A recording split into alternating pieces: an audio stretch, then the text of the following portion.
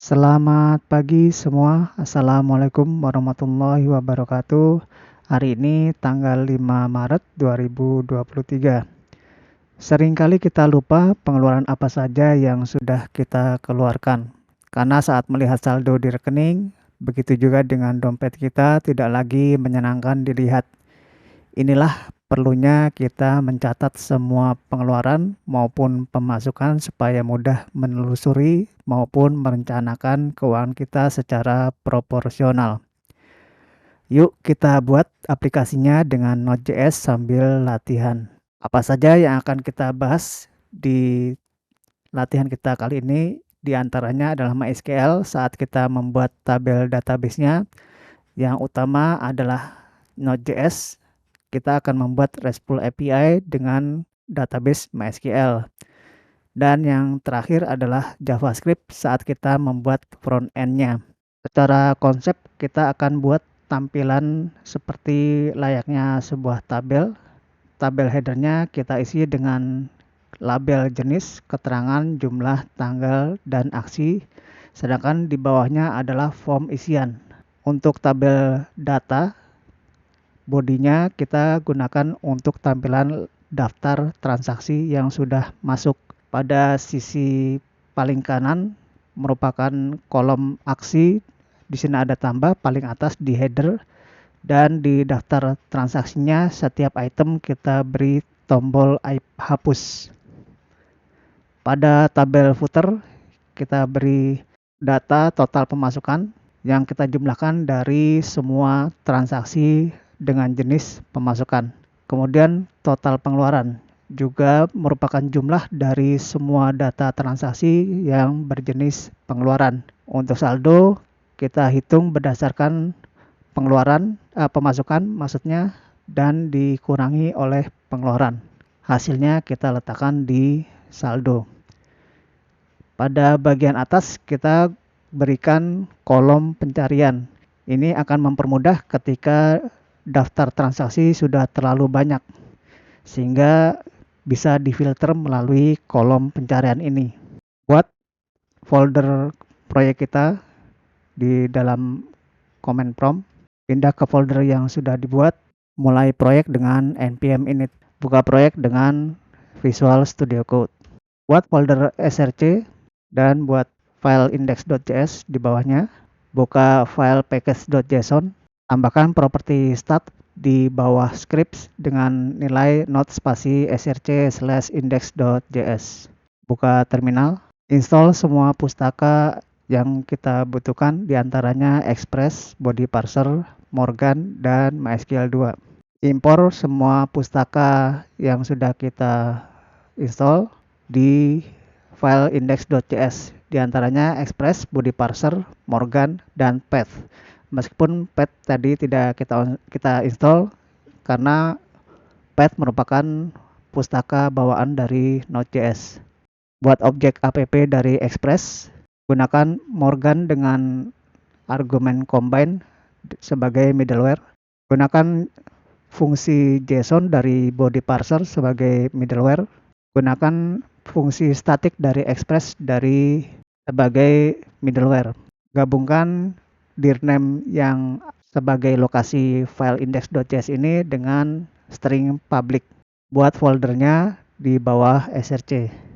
Deklarasikan sebuah port. Di sini saya menggunakan angka 8080. Jalankan server dengan port yang sudah didefinisikan di atasnya. Sebagai argumen kedua berupa callback, tampilkan informasi bahwa server sudah berjalan. Untuk struktur tabel kita gunakan 5 field. Yang pertama adalah ID dengan tipe data integer. Yang kedua adalah tanggal dengan tipe data date. Untuk jenis kita gunakan tipe data enum dengan 2 pilihan pemasukan dan pengeluaran. Tipe data enum cukup efektif ketika pilihannya tidak terlalu banyak. Untuk jumlah kita gunakan desimal dengan panjang 12 dan 2 angka di belakang koma. Sedangkan untuk keterangan kita gunakan varchar. Buat file db.js di bawah src, impor pustaka MySQL 2 dengan promise. buat objek pool dari fungsi create pool dari MySQL. Sebagai argumen berupa objek di mana propertinya adalah host, port, user, password, dan database. Sesuaikan dengan spesifikasi database kita. Di bawahnya buat fungsi query yang kita ekspor merupakan asynchronous function di mana kita meminta dua parameter atau minimal satu parameter yaitu string dengan parameter SQL dan parameter kedua adalah values berupa array. Ini bisa diisi, bisa tidak. Selalu gunakan try catch untuk berkomunikasi dengan sistem luar. Buat objek koneksi dari fungsi get connection dari pool. Jalankan fungsi query dari koneksi yang kita buat, di mana argumennya adalah SQL yang kita terima dari pemanggil fungsi query dan values-nya yang secara default berupa empty array. Simpan di baris data. Di bawahnya koneksi bisa langsung dirilis untuk bisa digunakan oleh proses berikutnya. Jika tidak ada masalah, return baris data ke pemanggil fungsi. Jika terjadi error, maka kita lempar ke pemanggil fungsi. Buat file handlers.js, impor modul DB yang sudah kita buat baru saja. Untuk menangani endpoint daftar transaksi, buat fungsi daftar transaksi yang kita ekspor, di mana merupakan fungsi asinkronus. Parameternya parameter default dari aplikasi Express yaitu request dan response. Gunakan trackets untuk komunikasi ke database. Jalankan fungsi query dari modul DB. Kita masukkan isi query-nya yaitu select all from transaksi. Dan kita simpan sebagai array dan kita simpan array indeks pertamanya ke baris data. Jika tidak ada masalah, respon ke aplikasi front-end dengan baris data. Jika terjadi error, tampilkan di konsol dan kembalikan ke aplikasi front-end dengan status 500. Body JSON-nya berupa objek, yaitu properti errornya kesalahan server internal. Di bawahnya kita buat lagi fungsi untuk tambah transaksi, di mana parameternya yang akan dikirim oleh aplikasi Express berupa request dan response. Deklarasikan objek dari request body ke dalam konstanta jenis, tanggal, jumlah, dan keterangan. Gunakan trackets untuk komunikasi ke database.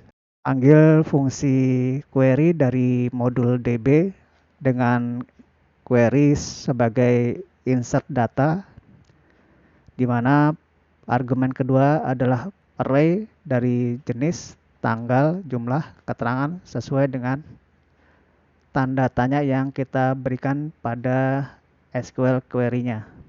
Jika tidak ada masalah, respon ke aplikasi front-end dengan body objek JSON dengan property message transaksi berhasil ditambahkan. Jika terjadi error, perlakukan sama seperti daftar transaksi. Di bawahnya buat fungsi hapus transaksi yang diekspor berupa asynchronous function. Parameternya yang akan dikirim oleh aplikasi Express. Pada fungsi ini kita akan menggunakan metode delete sehingga kita berikan ke URL-nya menjadi ID. Yang paling belakang kita terjemahkan sebagai parameter ID dan kita deklarasikan ke dalam konstanta. Gunakan selalu try catch untuk komunikasi ke database. Panggil fungsi query untuk menghapus transaksi dengan ID yang sesuai dengan yang dikirim oleh front-end. Jika tidak ada masalah, respon dengan property message transaksi berhasil dihapus. Jika error, perlakukan yang sama dengan fungsi lainnya di handlers. Buat file routes.js di bawah src, impor pustaka Express. Buat objek router dari fungsi router dari Express. Konfigurasi dengan metode get endpointnya /transaksi, gunakan fungsi daftar transaksi dari handlers. Metode post dengan endpoint sama /transaksi, gunakan fungsi tambah transaksi. Endpoint ketiga dengan metode delete, endpointnya /transaksi /2 ID sebagai parameter dinamis yang akan digunakan oleh fungsi hapus transaksi sebagai request params. Terakhir, konfigurasi router bisa diekspor. Buka file index.js. Buat middleware endpoint/API dengan argumen keduanya adalah routes yang sudah kita buat sebelumnya. Jalankan aplikasi dengan npm spasi start. Akses API dengan endpoint/transaksi. Ini akan terlihat semua headernya yang dikirim dari endpoint dengan status 200 oke dan datanya empty array.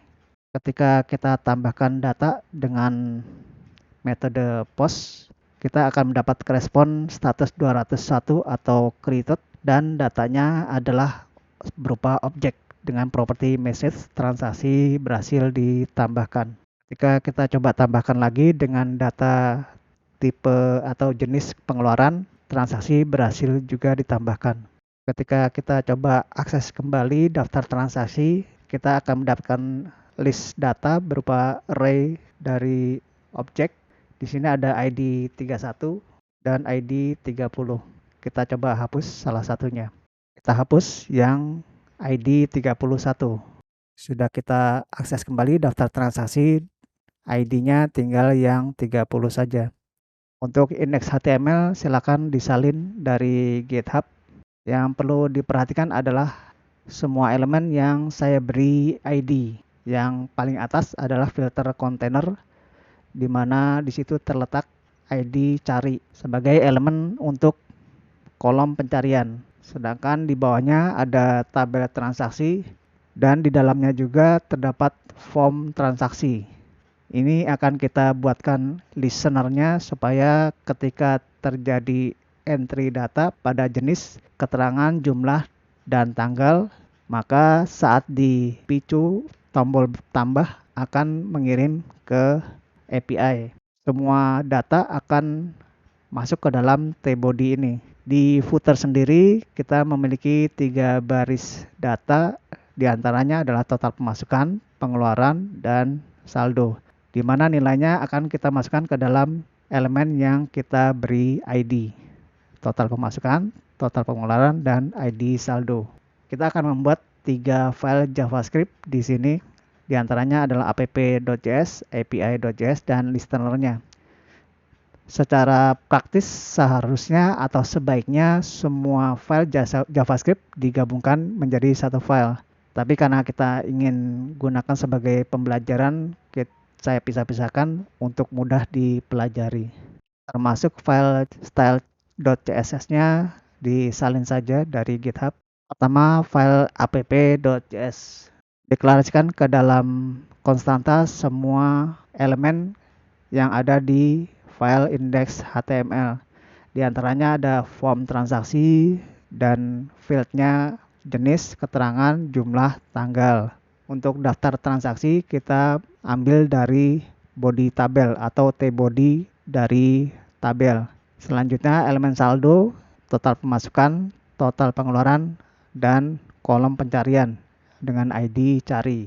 Deklarasikan dari awal daftar transaksi sebagai empty array. Karena data kita ada tanggal, untuk mempermudah kita buat terlebih dulu opsi tanggalnya, di mana properti year-nya berupa numerik, month-nya berupa long, bisa Januari, Februari, dan seterusnya. Untuk day juga numerik. Buat fungsi ubah tanggal, di mana parameternya adalah sebuah string, kita ubah menjadi objek date dengan new date, kemudian kita konversi menjadi local date string dengan format Indonesia atau ID-ID, dan argumen kedua adalah opsi tanggal yang sudah kita deklarasikan sebelumnya. Buat sebuah fungsi untuk mengupdate tampilan tabel data transaksi. Gunakan nama update tabel dan meminta parameter berupa array daftar transaksi. Meskipun daftar transaksi sendiri ada di scope global. Karena kita akan menangani ketika tanpa filter dan kita juga akan menangani ketika kolom pencarian diisi, sehingga ini bisa dimanfaatkan juga. Pada body HTML kita reset menjadi empty atau dikosongkan terlebih dulu inner HTML-nya. Looping data daftar transaksi dengan for, masukkan setiap item ke dalam konstanta transaksi. Buat elemen baru, tabel row, kita deklarasikan ke dalam baris.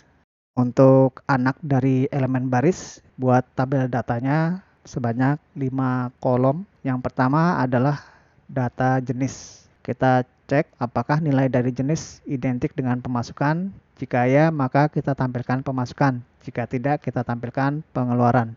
Kolom kedua kita tampilkan apa adanya sebagai keterangan. Kolom ketiga berupa jumlah. Kita ambil nilainya dari properti jumlah yang kita konversi dulu ke dalam desimal. Baru kita ubah menjadi local string sehingga mudah dibaca. Kolom keempat dari properti tanggal kita konversi menjadi tanggal Indonesia yang mudah dibaca. Kolom terakhir berupa tombol hapus. Pada atribut onClick ini kita akan memanggil fungsi hapus transaksi. Saat ini belum kita buat, di mana argumennya berupa ID atau properti ID dari transaksi.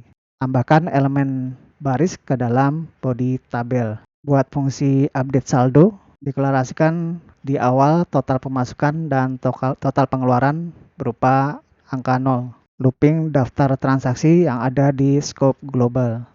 Deklarasikan setiap item ke dalam transaksi. Konversi nilai dari properti jumlah menjadi desimal dan kita simpan ke dalam jumlah. Ini untuk mempermudah proses aritmatika.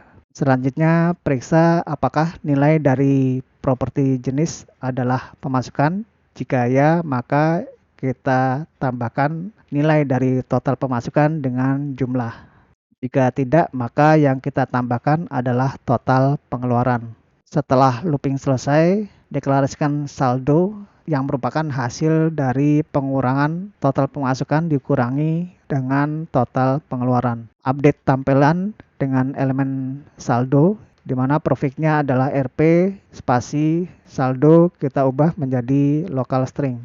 Begitu juga dengan elemen total pemasukan dan elemen total pengeluaran. Buat file api.js, buat ambil transaksi sebagai fungsi asinkronus. Gunakan trackets untuk komunikasi ke API. Gunakan fungsi fetch untuk komunikasi dari API dengan endpoint atau argumen pertama adalah /API/transaksi.